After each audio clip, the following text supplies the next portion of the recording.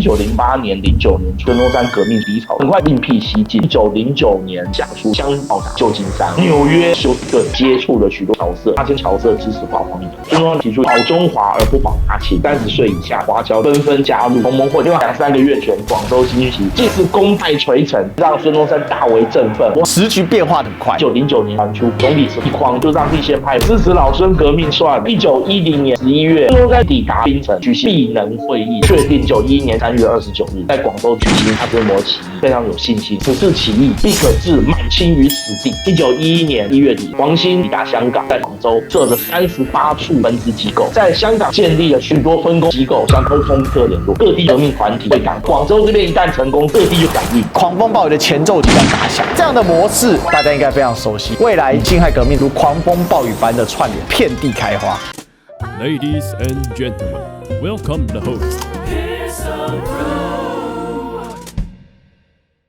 欢迎收看今天的货来座谈，我是主持人历史哥李修。我们今天继续聊我们的历史讲堂啊。最近呢，我们师徒四民系列啊一直在讨论革命的部分哦。其实大家也可以隐然的感受到，革命已经推进到最后时刻了啊。那我们知道呢，在武昌起义之前，还有一场轰轰烈烈革命啊，这也是被认为啊是孙中山10次革命失败里面的最后一次啊，也就是黄花岗72烈士起义啊。这也是再次发生在广州啊。上次我们才讲过，广州新军起义啊非常的惨烈，但是这个惨烈的代价其实换得了非常既定的现实状况，也就是革命的基础已经打造夯实了。那下一波在哪里呢？但这里也有遇到一个很大的问题啊，因为啊革命的大分裂状况，而革命大分裂状况当中啊，其实受创最深的，除了同盟会之外呢，那当然是同盟会的发起人孙中山，他几乎是没有办法掌控整个革命机构啊，甚至呢个人的声势跟声望也受挫，而且他一度呢心灰意冷啊。但是大家都知道，孙中山的生命啊比小强还要再坚强啊。这时候孙中山想到，我就是要坚持我的战略，我要抓回我的革命主导权。那面对这样情势，孙中山要怎么做呢？上次我们说到，他去了美国，美国竟有一番奇遇，而这一番奇遇啊，让孙中山重新回到了革命的领导线上了。而这一场所谓黄花岗72烈士起义，就是这个领导线上所拉出来的故事。而这个故事呢，也直接的或间接的推波点燃了后面的武昌起义。今天我们就来讲一讲，到底下一出在哪里啊？我们来欢迎王立文老师，学长好。主持人好，还有全世界的朋友，大家好。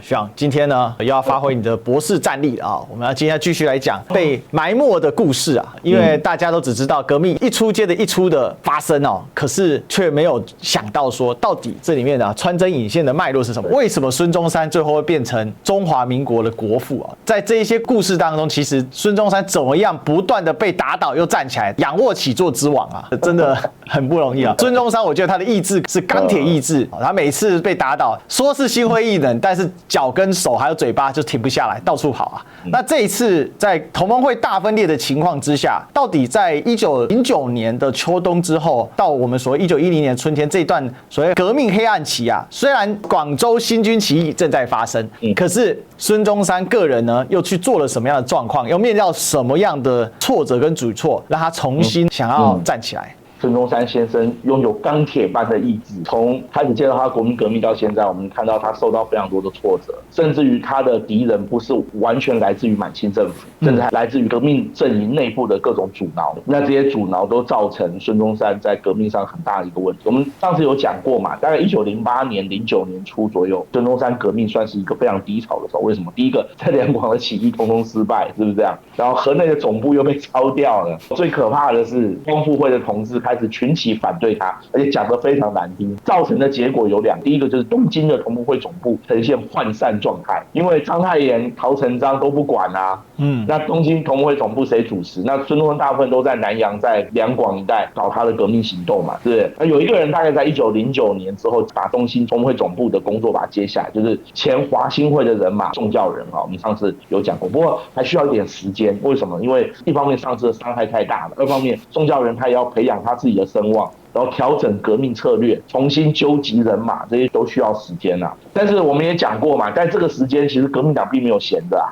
在各地还是遍地开花的状态哈。这各种革命行动，甚至于暗杀行动，也都还在持续的这样一个进行啊。大概在1909年之后，孙中山就想要另辟蹊径，重新再把革命党以及他个人的声望再把它拉起来。他就认为说，当时的南洋因为经过跟光复会的纠纷之后，在南洋这边的名声也已经受到损害，这第一个。第二个是在东京这里，留学生阵营更是壁垒分明的分裂。那怎么办呢？我们就带到孙中山的第二祖国美利坚横着我在北美大陆。孙中山很快就把眼光放在北美，因为他认为北美有相当多的华人。当时华侨的社群在美国也已经慢慢走向完整，而且走向成熟了哈。再加上孙中山本身就是夏威夷华侨，他对海外华人的生态非常的了解啊，所以他就认为说应该要到北美去哈。重新拉出一批革命的势力，重建整个革命的士气，当然也是要重建他自己的领导地位啊。另外，胡汉民等人也在香港建立同盟会的南方支部嘛。那胡汉民这些人在南洋支部也还在努力当中。简单说，如果我们看说是同盟会的低潮，当然是 OK， 但也可以算是一个同盟会的调整期，对不对？同盟会的二代领袖正在崛起当中，东京的宗教人，香港的胡汉民。那孙中山这时候到了北美洲进行他的努力，所以算是一个去中心化的状态。但是实际上革命工作并没有停止，还在一个遍地开花的情况。孙中山在1904年的时候，当时他人虽然主要在日本，但他抽了一个时间到美国，其实主要是到夏威夷檀香山。我们知道1898年美国正式并吞夏威夷王国，成为美国的一个州，所以当时美国政府到了大概1904年，他想做一件事，就是过去在夏威夷王国时代不是属于美国公民的夏威夷人，要不要取得美国籍啊？我们知道孙中山其实不是在美国出生，他也不在夏威夷出生，他是在广东出生的，对不对？不过孙中山也趁1904年夏威夷檀香山美国政府重新确认夏威夷人的国籍的机会啊，他也就得到了美国的国籍。为什么孙中山要取得美国国籍？很重要的原因，这样他活动会比较方便。我们知道他已经被满清政府通缉了。对，所以这个时候香港不准他进去，东南亚很多国家进去的时候，其实都会受到一些质疑跟刁难啊。但他现在用美国身份的话就 OK 了，不只是到东南亚各地活动方便，我后面会看到他连到美国去都因为他有了美国国籍，所以行动自如。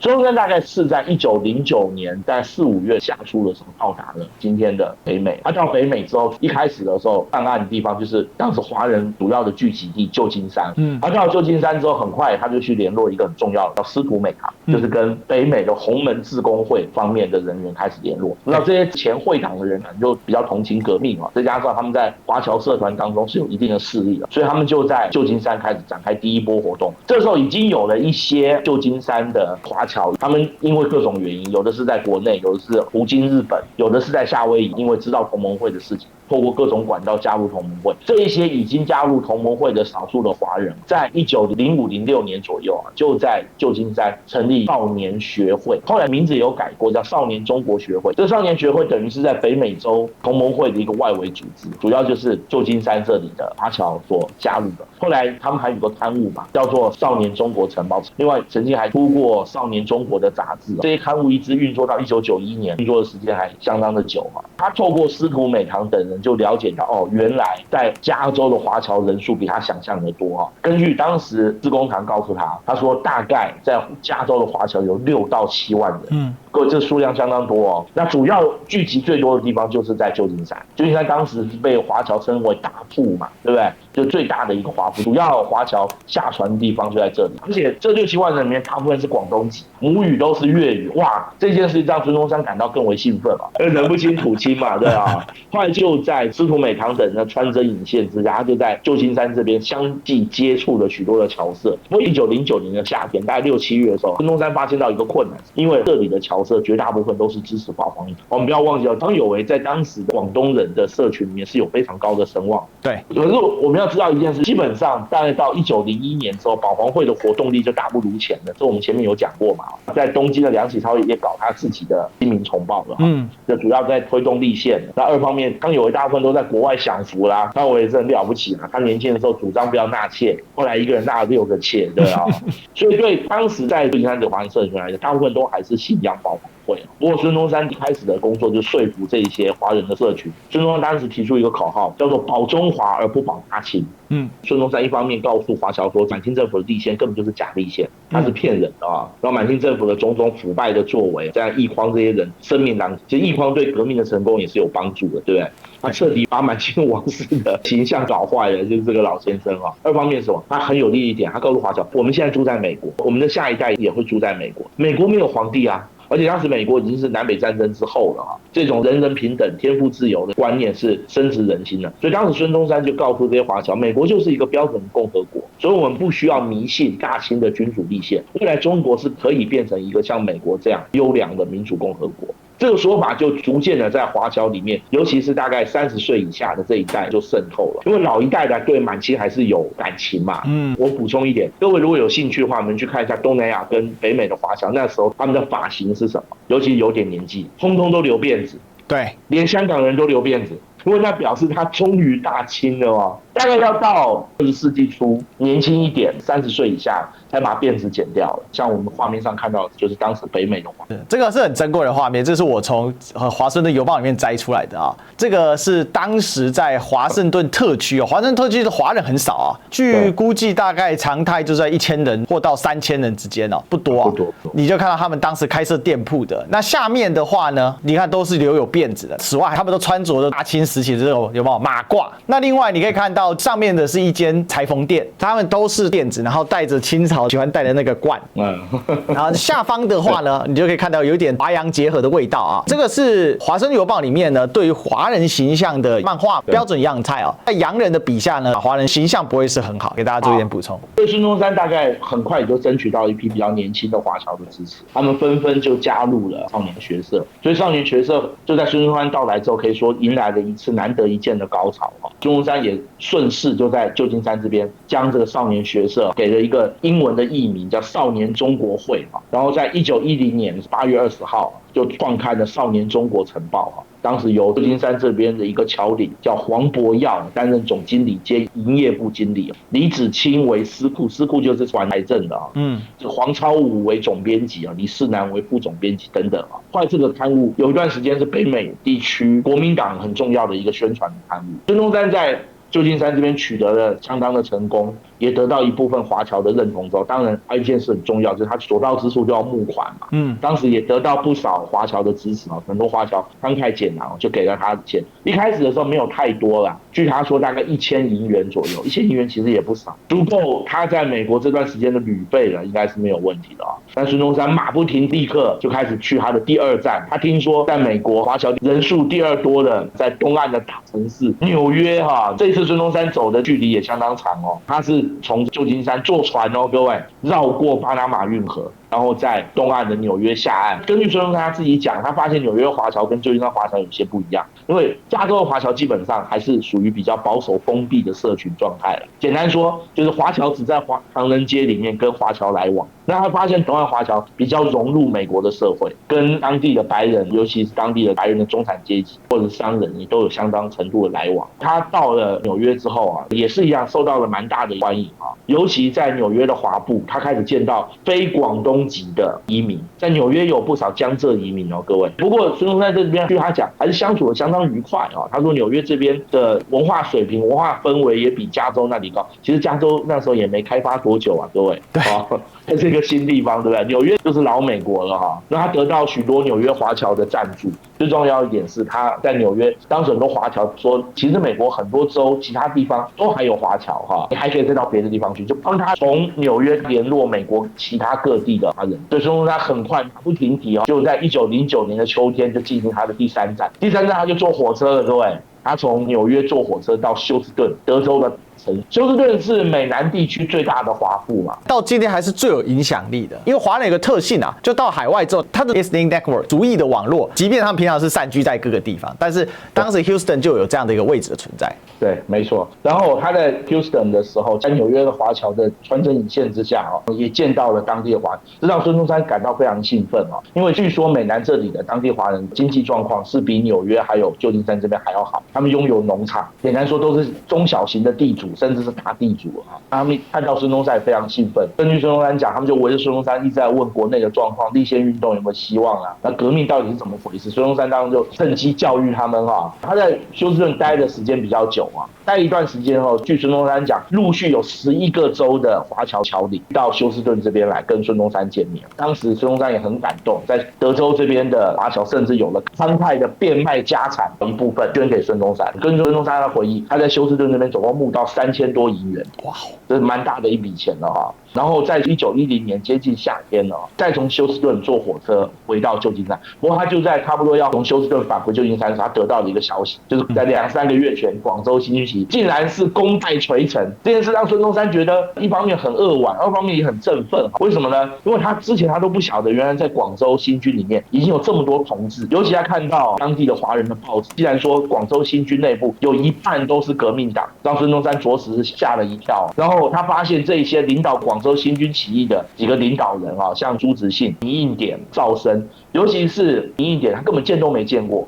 他唯一比较熟的是朱执信，因为朱执信留日的嘛。但朱执信也不是核心成员啊，其实他对朱执信是认识，但没有想到这小子竟然回到广东去搞那么大，对不对啊？那赵生他应该有听过，赵生那时候是满清政府的军人嘛，然后来日本这边见习，应该有听过。不过赵生跟黄兴的关系就很密切嘛，所以这件事情让孙中山大为振奋哈。振奋有2点，第一个他认为一定要把北美这边的华人社团巩固起来，所以孙中山回到旧金山之后啊，他就组织了北美地区的华人，在北美许多城市开始建立联络人或者是党支部。3个党部最重要，第一个就是旧金山，成为同盟会北美同盟会总部，北美同盟会的美东支部就在纽约。另外美中当时叫美中啊，美中的支部就在休斯顿。旧金山、纽约跟休斯顿就成为后来一直到抗日战争期间，甚至到1970、80年代期间啊，都还是国民党在北美最重要的3个据点。其他各重要城市啊，包括费城、波士顿、华盛顿、亚特兰大、多伦多，这是加拿大了，对，法国了，都相继建立国民党的支部或者是联络据点嘛。所以整个国民党的党部或者说同盟会的力量，竟然就在孙中山到北美这不到1年的时间，竟然都完全建立起来。各位，孙中山真是太厉害了，这可以说是空手到了北美，很快又拉出一支大军，对不对？就把北美的这些华侨又团结起来，供他所用。他要钱有钱，要人有人，是不是这样啊？还有很重要一点，我们要注意的是哦，他到了北美之后，破解了保皇会的力量。他所到之处，就让许多原本支持保皇会的侨团或侨领啊，开始转而支持革命。所以基本上，孙中山到了北美之后，就让整个华人内部的政治信仰发生了一个很大的改变。另外还有一点，就是孙中山事后他讲了，他这一次到美国去，不论是坐轮船也好，坐火车也好，他开始发现到美国的繁荣进步，因为美国也是很广大的国家嘛，这时候美国人口才7-8千万而已哦，那这么大的一个国家是怎么样串联起来？发现到美国的铁路建设非常的发达。我们知道美国这时候它的西部跟东部的铁路系统已经衔接完成了啊，所以他这次从休斯顿回旧金山去做铁路。各位你可以看一下，如果你有地理常识，你看一下我们这个图，德州到加州有多远，而且中间是经过沙漠跟山脉哦，各位。所以他认为啊，铁路乃实业之母。所以孙中山后来的辛亥革命之后，开始撰写实业计划，就有讲到美国的成功其实就是在于他的铁路建设的成功，这是很重要的一点，也给了孙中山很重要的一个启发了。所以孙中山到了后来这一辈子，除了革命之外，最有兴趣的就是修铁路。对啊，那孙中山这一次在北美所获甚丰啊，一方面振奋他自己的士气，二方面他又把他在革命阵营当中的领导的地位重新再把他拉起来了。再来，虽然这时候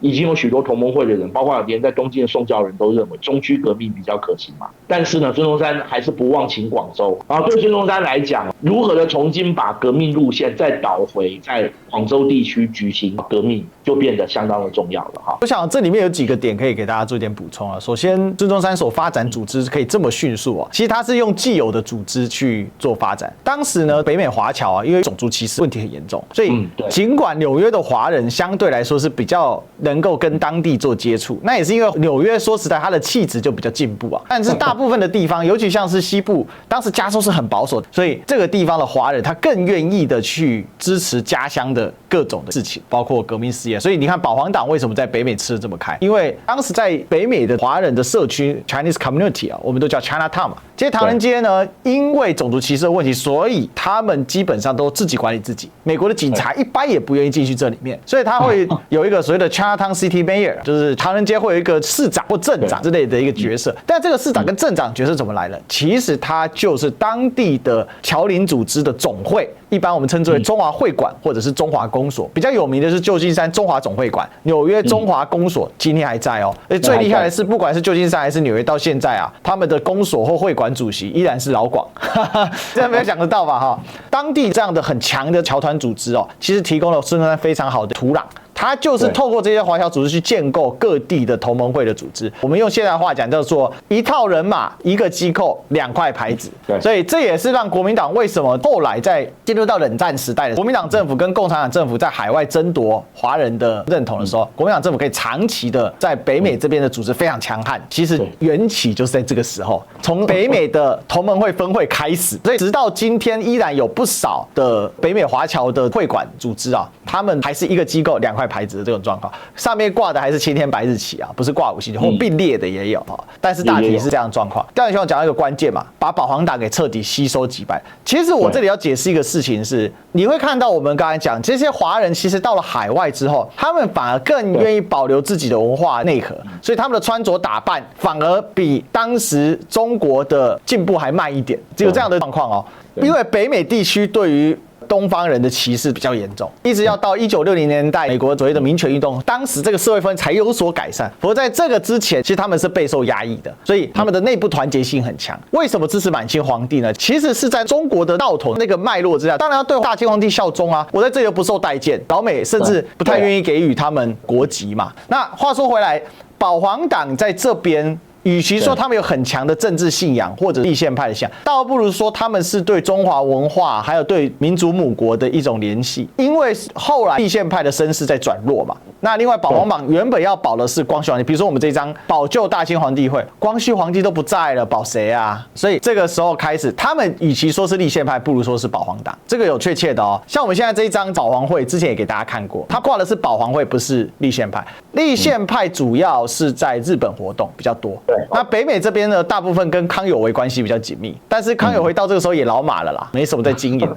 其实这些种种的因素就促成了一夕间翻盘，尤其像是美南，像是休斯顿，过去是很少被重视，所以当时孙中山去的时候欣喜若狂。所以11州的代表真的是大家日夜兼程，坐马车、坐铁路、坐汽车，想尽办法就是要赶到休斯顿来跟孙中山见上一面。所以孙中山当时在休斯顿留住比较久，另外一部分也是各州的代表请命，希望他跟大家见见面聊聊天。这件事情是从根本翻转了整个北美的华侨社群的政治意向。不要小看这件事，因为这个时候有一个很大的问题是，大清政府根本没察觉到这些相关。大清政府这个时候已经有美国公使了，但他基本不跟当地的华侨来往，这很重要。对，所以这个额外的力量完全为孙中山同盟会所使用。这一股力量一直到什么时候持续发挥很强大的战力？到了8年抗战时期啊，捐钱、捐人、捐飞机，哦，那简直是全部动起来。这个是北美华侨在革命史上很重要的一个贡献啊。那最后我们来总结一下孙中山在这里的一些成果啦。首先，他得到大量的捐款跟人力嘛。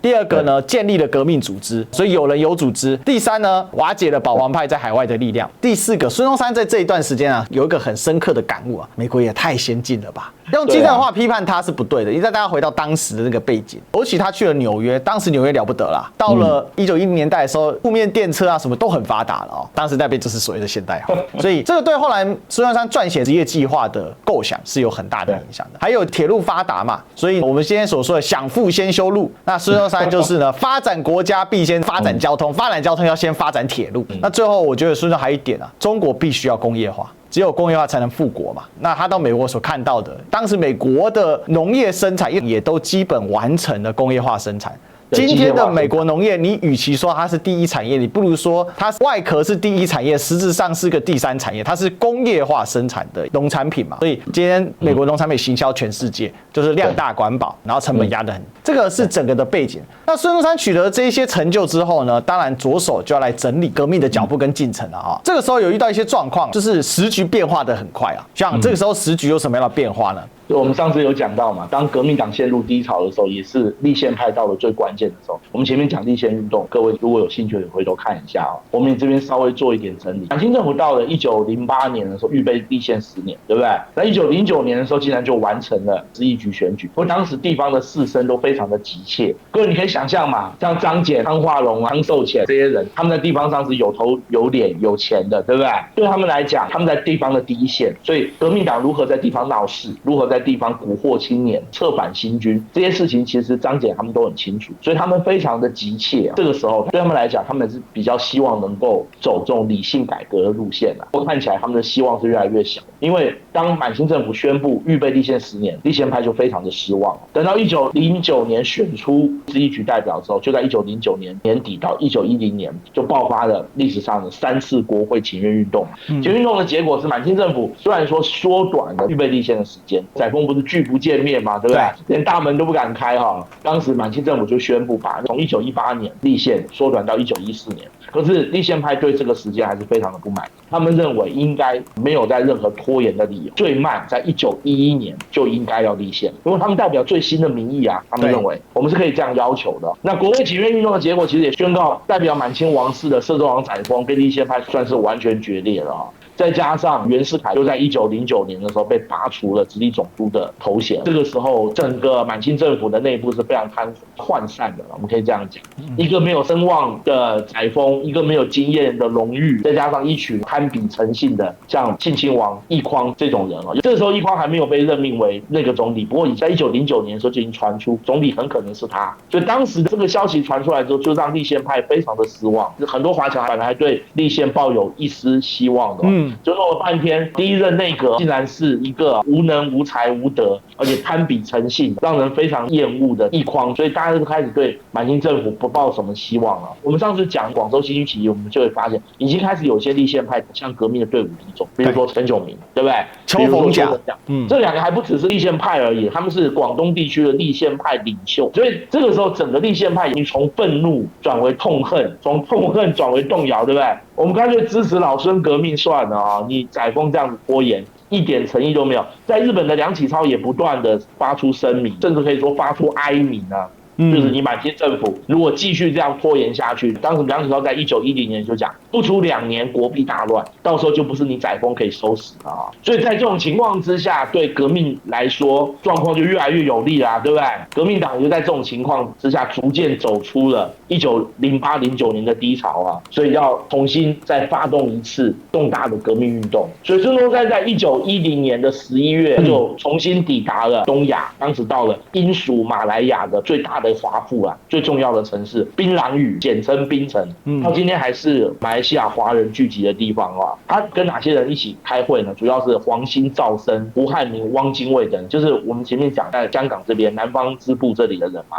这些人一方面主要是跟孙中山报告2件事第一件事情就是报告孙中山上次广州起义是怎么回事。孙中山还是觉得很意外说怎么广州这边统治的力量会这么8点就成功了要不是因为没有配合好，阴错阳差出一些事情，可能就成功了当时孙中山就问胡汉民、赵生这些人说，那广东这里的革命党的组织有没有受到结构性的伤害？当时胡汉民是告诉孙中山是没有，许多同志还潜伏在广州的新军当中，然后广州这里的会党也还是继续在支持革命党，孙中山就很兴奋，他这次到马来亚是带着钱来的对，带着他在北美募到的款所以他认为说太好了广东这边可以再来一次在历史上是称在槟榔屿这里就在1910年这一年的11月举行了2次，在国民党当中称叫必能会议又称紧急会议。必能会议据说是广东话，意思就是一个紧急的会议还有一个很重要的原因就是我们要在明年1911年的春天3到4月必须要在中国国内再发动一次大规模的起义。孙中山当时非常有信心当时告诉胡汉民、汪精卫这些人，他认为此次起义必可置满清于死地。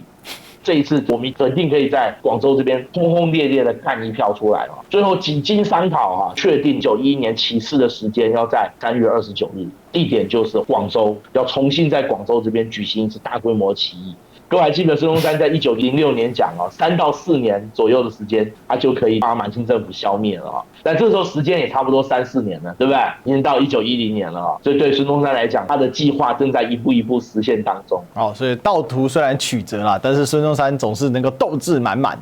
那我想孙中山当然还是要回到革命的最基本盘，革命第一件事情是什么？就是钱。大家都知道光复会跟同盟会为什么吵翻闹掰就是为了钱嘛。孙中山虽然在美国筹到了不少少的钱，后续也不少华侨透过他已经建立的革命的网络，慢慢把钱一步一步的汇集。但是当然你要发动大规模起义啊，那要钱那个是非常非常多的所以还有继续来加强筹募经费的这一块这个是每一次革命的第一步骤就像当时筹募经费，孙中山也做了一个很完整的规划那也其实也可以看出整个革命的计划，它的细致度还有它的分工成熟度，其实是越来越高。可以这么说，到了这个时期，同盟会已经是完全是一个非常成熟，然后专搞革命的一个强而有力的运作机器了。对，搞了这么多次，对不对？牺牲了这么多人，也该学到一些教训这个时候，革命党可以看得出来，他们已经不是像过去一样，只凭着一时的热血跟勇气，他们这时候已经有非常缜密的计划了。所以孙中山就在病人会议开完之后，就开始制定详细的革命计划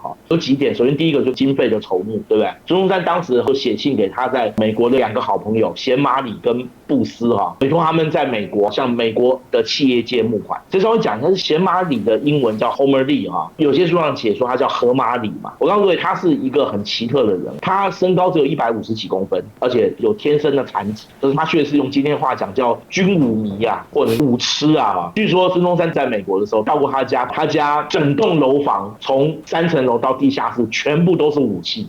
各种的枪炮，还有他自己实验制造各种步枪。他家后院就是靶场，武德丰沛。对，他跟孙中山讲说，美国军队不要我，孙先生你需不需要军人？我就是武器专家孙中山非常高兴你看孙中山跟这种美国人奇葩都可以变成同盟会，孙中山立刻就答应他，让他加入同盟会。我告诉各位，贤马里的坟墓在哪里？他现在葬在台湾的阳明山。贤马里终身以中华民国国民为傲。这也是一个很奇特的人。后来同盟会制造枪炮、制造炸药，很多都是贤马里所绘制的图。第二个就是他请黄兴到东南亚的新加坡、暹罗、吉隆坡，就是新马泰这些地方去进行募款。我告诉你们，为什么叫黄兴去也是有道理，因为这时候这边的华侨对孙中山有一点疑虑啦。就认为说之前跟光复会闹成这样，所以叫黄兴去。这里我补充一个点，黄兴之所以负责南洋事务，大家还记得李谢和嘛？李谢和本来也是出自华兴会的，但是后来跟光复会人士比较亲近在当时同盟会分裂的时候，他就来担任光复会南洋支部的领导人但是他当时所采取的政策是竞争但不火拼，所以也给了一些空间那黄兴去南洋来募款，就知道为什么他的工作是往那个方向去其实这也是具体呈现分工的细致化了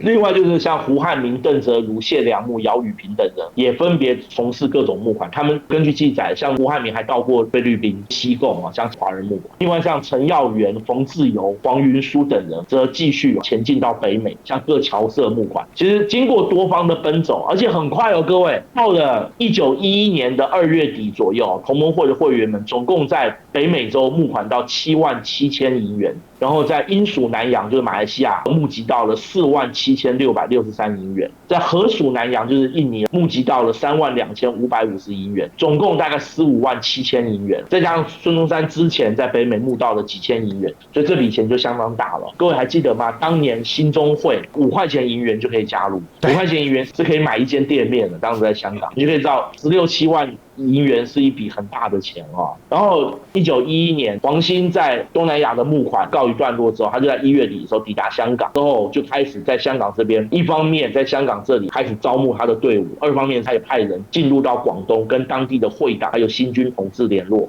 基本上就确立广州的这一次的起义将由黄兴来担任总指挥，赵升为副部长，那朱执信等于有点类似像黄兴的秘书长一样在旁边辅助黄兴。那主要就是联络广州内部新军的同志，还有联络各地的会党。这一次的规模会比上一次广州新军起义还要大很多啦。然后在香港这里还建立了许多分工合作的机构，像当时就在香港的同盟会总部里面建立了所谓调度科。科长姚雨萍，这姚雨萍本身也有广州新军的背景，他有很多新军的朋友在里面。不过他这时候是被通缉了，但是他主要就是负责跟新军里面的人联络。另外还有一个交通科，交通科由赵升兼任部长。交通科有点像我们今天讲的联络处啦，他就除了跟广东的新军之外，他也跟江苏、浙江、安徽、湖南、湖北、广西、福建、云南等地的革命团体、会党等地相继联络。他们是希望广州这边一旦成功之后，各地就可以响应。那这布局不就跟辛亥革命很像了？非常像，呈现一个多点开花嘛。另外，储备科由胡义生担任，对，胡义生就是胡汉民的堂弟，主要是负责军械火药的储备工作。编制科由陈炯明担任啊。另外，秘书科由胡汉民担任，胡汉民主要是负责文宣、广告的宣传等等。另外，出纳科的李海云，调查科的罗志阳啊。调查科其实最危险，调查科甚至还派遣刺客潜伏在广州各地，这是准备暗杀清朝的高官哈。另外，还有实行科哈，实行科有点像我们讲前进总部，实行科就设在广州市的百花街，在里面负责囤积火药跟制造炸弹。今天我们看到国民党的记录，至少在广州总共设了38处的分支机构。包括新军内部、学校、各机关团体里面都有革命党的小团体在里面啊，甚至于当时还有许多同盟会的女会员啊，就假扮成男会员的夫人，对啊，因为他们要用假的身份进入到广州嘛。中国古代有个观念，就是一个男人身旁带着一个老婆，大部分是好人。对，那你一个男人单身乱跑，就不知道你在外面干嘛了，是不是这样啊？所以基本上整个准备工作，大概到1911年的3月中旬左右啊，就已经全部完成了，大致上也已经准备要起事发动。现在就等人员到位了，还有日本的一批留学生要过来，林觉民啊、方生栋这些人要过来。等这些人过来到位之后，那差不多就已经可以要举行一次轰轰烈烈、大规模的起义了。那另外刚才补上还有一个专门做各项杂物的总务科啦，洪承典。总务科。那我们帮大家把所有的都表列在这边啊。这些人，我想，因为对革命都有做出很杰出的贡献哦，这值得我们把他的名字啊镌刻在历史上面。那还有一个点是啊，大家有没有发现，有一个人根本就不演了，叫陈炯明。你不是知议员吗？怎么直接就跳进来了？完全就不给你演了。而且大家不要忘了哦，他跟邱逢甲是唯二代表参加联审之议，相当于当时的国会的啦。他已经派到中央去，准备要来筹备。结果你看，连这样的人都倒戈，所以你可以看得到，不管是分工的细致度、人员，还有整个壮大程度，都是过去前所未有的。我认为也是充分的吸收了广州新军起义失败的地方。广州新军起义最大的失败是什么？战斗人员非常精锐，因为都是新军人士吧。斗志也很高昂，人数也很多，但问题它的组织程度相对较低，它还是依靠军队自己本身有的组织去运作这些工作。所以也就是说，当他一旦发动的时候，有没有发现过去几次都联络不及啊，资源不及啊，常常这样哦。我们看到这个时候力量其实是河流，而且高度组织化、细致化。还有讲白了，为什么孙中山那么执着广州？从这一段你就可以看得出来，一个广州设38个支部啊，代表什么意思？渗透了跟筛子没有什么两样了。所以孙中山的信心大增，并不是随便而来的，而是他评估过后是非常可以的。那另外，广州新军起义真的就是未尽之功，所以我们才说运气不好嘛，很可惜，倪应典当场被打死。要倪应典没被当场打死的话，搞不好就算打输了，也可能退回附近的山区啊，继续据守啊。大家也知道，会党也是到处都是啊，因为不少次革命失败之后，很多会党就退到邻近的山区啊，继续聚众，然后再活动，或者是乔装成平民嘛，散出去四处啊。所以我们可以这么讲啊，整个的准备工作已经到了一个段落了哈。当然后面还有非常精彩的，比如说呢，向来不近女色的黄兴，突然之间呢就娶了一个老婆，到底发生什么事情呢？好，那这个有待我们后面的故事去推进了。那我们今天大概把孙中山的再次奋起，还有整个黄花岗起义前期的准备工作，大概跟大家讲述了。那最后我们可以做一点结论。第一个啊，其实你可以看到山雨欲来风满楼啊，狂风暴雨前的宁静啊，这段时间可以这么说，虽然有发生广州新军起义，但整体来讲，起义的频度跟强度没有像之前同盟会还组织比较完善的时候那么高啊。那它就是比较零星个别去发动啊。那狂风暴雨的前奏曲即将打响啊。第二个呢是孙中山啊，他到北美啊，事实上所取得的成就是完全超出各方的预期啊。最厉害的地方是一口气把保皇党给歼灭了啊。我们今天保皇党的研究还不够充分啊。不过我认为海外的保皇党，因为跟立宪派它有时候是一体两面的存在嘛，只是保皇党更倾向保大清，立宪派是救大清啊，大概有一点这样的差异。但整体来讲有互相联动性。大家不要忘了，华人有个特性啊，它的族裔内部的 network 网络是非常紧密的啊，会互相连接。那保皇党的倒戈，很大程度我认为也跟整个国内当时立宪派开始逐步导向革命有很大密切，所以你就看到立宪派的要角已经变成革命分子了，他也不演了，像陈炯明这样的人啊，陈炯明只是个代表了。还有一个是清政府竟然完全没有去重视到在海外这样猪羊变色的状况，永远别低估，就是要送终给清政府的那个男人，永远失败，永远成功。立宪派直接加入革命工作，也象征一件事啊。就是革命跟立宪的河流已经完全确立了，直接参与工作，进入到核心部门里面去进行相关的工作。大家不要忘了，像陈炯明他们都是士绅阶级，而且他有资议员的资格，他来去自如啊，谁敢拦他？对啊，包括邱逢甲都把革命分子直接带进广东资议局里面工作了。就可以看到说，大清真的是雨风飘扬之中啊，只有大清自己不知道自己雨风飘扬，还忙着在那边搞皇族内阁跟斗争哦。整个革命准备好了，那最后的问题就是在何处发生革命才能够取得完全的成功？你可以看到交通处的工作要联络各地的革命力量，我认为孙中山他们当时已经想定的一个状况，就是过去的革命都是单点没办法开花，那我这一次我要让它遍地开花，这样经过串联之后才可以一举要了大清的命。所以一开始我在接触到这些资料的时候，我就在想，孙中山哪来的自信？广州革命成功不又是一次新军起义吗？不又是像安庆起义，你单点有可能成功吗？但我想啊，孙中山当时黄兴他们的视野已经看到了，整个革命突然已经完全凝聚成了。我也联络了各地的兄弟、各地的同志，只待胜利的信号一响。广州一成功，各地就会接连串联爆发。那这样的模式，大家应该非常熟悉啊。未来就在辛亥革命的时候，就出现了类似的模式。所以这一些革命历程，你透过历史的检视，这个脉络的串联，你可以很清楚的看到，为什么在1911年的10月10号爆发了武昌起义成功之后呢，接着全国各地就如狂风暴雨般的串联。其实你在广州黄花岗起义的准备的时候，你就可以看得出，其实革命党的思维是非常清晰，而且有脉络可依循的啦。我想这边就给大家做一个参考了哈。好，那我们今天呢，今天过得快啊，我们就到了结束的时候。但首先第一件重点哦，要加入我们的会员，然后我们有完整版哦，我们在完整版当中补充了很多细节的部分。如果呢你只看公播版看得不够过瘾的，想要知道更多的内容秘辛的话呢，一定要看完整版哦，你会得到更多的知识，那应该会让喜欢看书、喜欢读历史的人感到很高兴的哈。第二点呢，记得帮我们按赞、订阅、分享，打开小铃铛啊！最好是超级留言、超级感谢，不仅给我们支持打赏，也让我们有更多的粮草，也让我们知道你的看法跟想法。好，我们也会适当的在未来的节目当中增加更多直接回应观众的内容的部分啊！好，那最后也可以透过线下的赞助啊，绿界、PayPal、微信、支付宝，还有邮局等等的方式，让我们节目越办越好。那我们今天再次谢谢王立本老师，好，谢谢学弟，谢谢大家，那我们就期待下一期相见喽，拜拜，拜拜。